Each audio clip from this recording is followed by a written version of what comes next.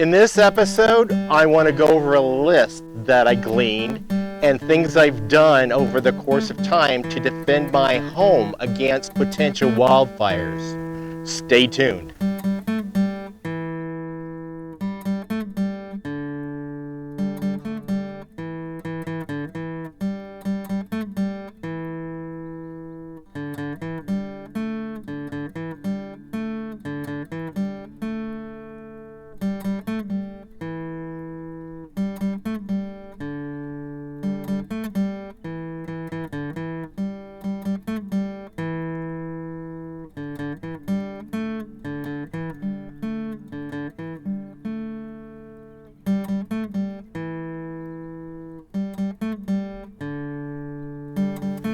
Welcome back to Pine Meadows Hobby Farm. I'm your host, Jerry Hansen.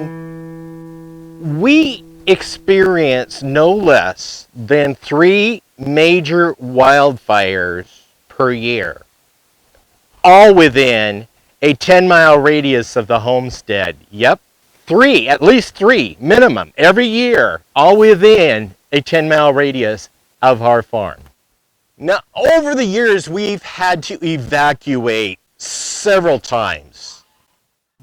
My son, being a wildland firefighter and experiencing many fires as well as protecting homes from wildfires, gave me some excellent advice on how to prepare for wildfires and mitigate against the damage from them. Fire forestry management personnel have been to my homestead on a few occasions over the years, and they've given me a thumbs up. They like what they see because I started from the moment I purchased the homestead to start mitigating and setting up my defensive zones. And that's what we're going to talk about today, is 5 steps I took to help mitigate damage to my structures on the homestead. Some of those steps are recommended or required by the fire marshal, and that is there's 3 steps, or 2 steps at least: setting up a 30-foot defensive space around your building, mainly your home, and number 2, setting up a 100-foot perimeter defensive space around your home. And number 3, which should be added as number 1, is create a escape plan in case you have to get the hell out of Dodge. We're going to cover those in this video. Whether sparked by nature or man, or failure of equipment, which is man, there's steps we can take to mitigate damage to our structures on our home property, whether it's in the urban areas or in the wilderness. The first thing on my list after living in a high-risk wildfire zone is plan my escape route. First thing in that number 1 category is easy. Park your cars backed in so they're facing out. So if you have to grab your keys and grab your loved ones and skedaddle in an instant, you're not wasting any time, valuable time of backing up, turning around, and heading up the driveway. It could mean your life.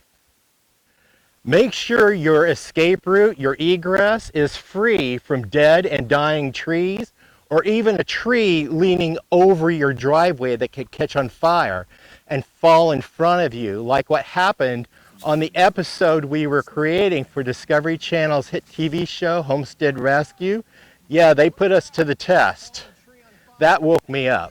Besides removing the fuels that could hinder your exit, I've added another feature that in the event that we had a problem, I mounted a fire extinguisher on this tree on our way out. So if something, God forbid, should happen, I can grab that fire extinguisher with me and I can douse a fire just enough to get us out of here. Now is the time to remove fuels from around your egress or your escape route so you guys can safely escape.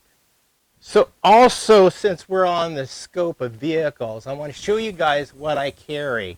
I carry 2 gallons of water. I also carry a folding shovel, and I carry a fire extinguisher in the car just in case if I happen to pass by a small spot fire along the side of the road, I can hit it really quick and get it doused before it spreads and burns my neighbors. In the next set of things I've done to prepare my homestead, and it's actually number one among the fire marshal's line of defense, is create a 30-foot perimeter around your home. Remove all vegetation and all combustible material. Trim the grass, keep it irrigated. I took the extra steps of laying down a weed barrier and pea gravel 8 foot out from the house and trimmed it. We'll have grass here irrigated, but I have an 8-foot zone that flames will not cross to and get close to the house. Also adding gravel paths and lanes and driveways within that 30-foot defensible zone creates another flame barrier from getting close to your house. The third section on my list, which is number 2 with the fire marshal, is creating a safety zone, defensible zone, 100 foot around your house. You've got your 30-foot zone. Now you're going to clear out more on your 100-foot, but you don't have to clear out all the grasses. Just keep them hacked down, limb up your trees, remove all the underbrush.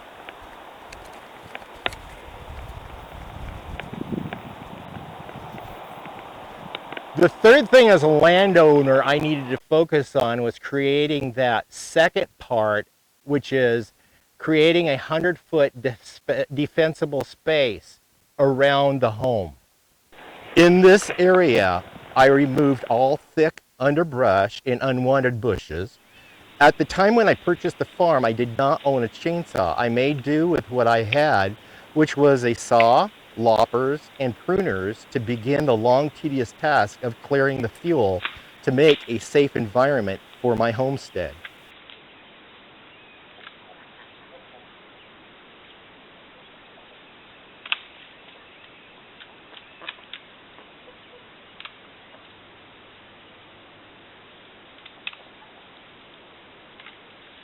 I also added goats to the farm to aid in the mitigation of underbrush, which, as you can see here, they have done an excellent job.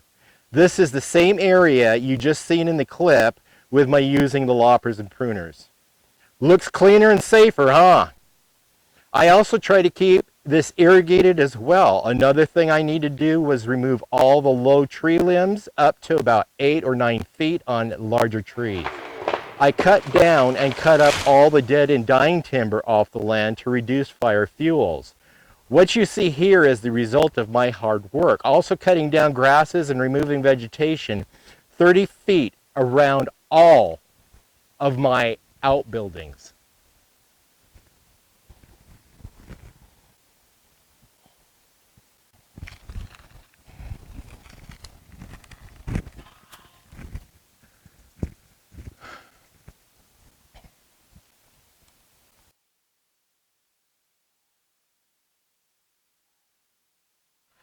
The fourth item on my list is generally what nobody really stops and thinks about. A few years ago, we had a fire break out 1,000 feet from my back door and caused us once again to have to evacuate. This fire was sparked by a malfunctioning transformer with sparks landing in dry grass. Since I have a transformer on a pole in my yard, I chose to rototill the soil around the pole, cut down the grasses around that. In the future, I plan to again laying down weed barrier and pea gravel so I will not have to keep doing this year after year. This is the second year I've had to do this. The fifth item on my list, my number 5 category, is entirely up to you. This is where I became creative and tried to figure out how can I stop fires, especially from a neighboring property that is truly wildland and uninhabited, with the tall grasses as explosive fuels from an ember from a nearby fire. I took a few steps to try and prevent flames from encroaching on my land. I placed repurposed corrugated roofing material horizontally and fastened them to the fence, creating a fire shield. I have also rototilled along the fence, removing any fuels on my side of the fence, and we'll be adding weed barrier and pea gravel along the fence, making it tidy and neat and fire defensible. I also am placing cement at the bottom of the fence so weeds will never grow there. I also built my outbuildings with metal roofs, and a bonus, when filming the show for Homestead Rescue, they supplied us with a metal roof we resourced for the house, protecting it against embers from a nearby wildfire. There you have it. My 5 steps, which include the steps recommended by the U.S. Forest Service and the Fire Marshal's Office to mitigate against fire damage and living with wildland wildfires.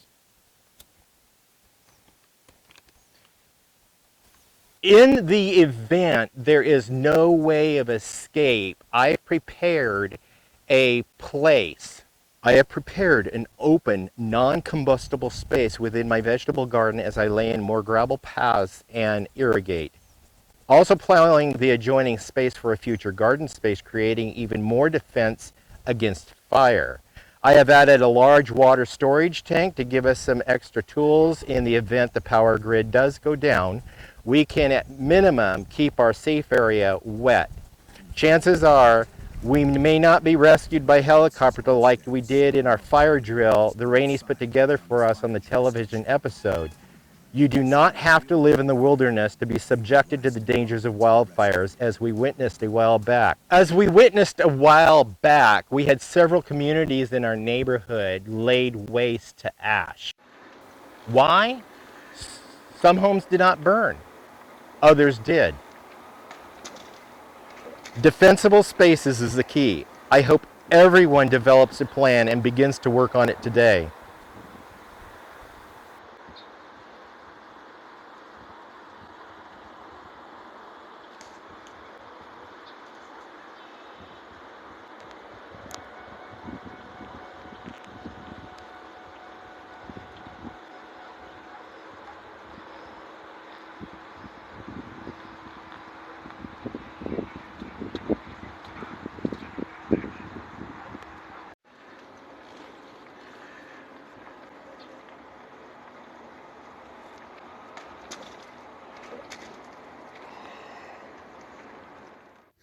The landscape you are looking at, this fire, is fresh. It is but a few days old. The footage you were saying is raw footage from the perspective of the wildland firefighters. We do have a plan, and we have been taking precautions since we moved into the wilderness 30 years ago. I'm your host, Jerry Hansen. This is Pine Meadows Hobby Farm. We're a frugal homestead tucked high in the Cascade Ranges of the Pacific Northwest. Yes, in wildfire territory. Stay tuned to more videos. You can do that by subscribing and clicking that bell icon. That'll alert you to new videos as I do upload them. Give us a thumbs up. Click that share button.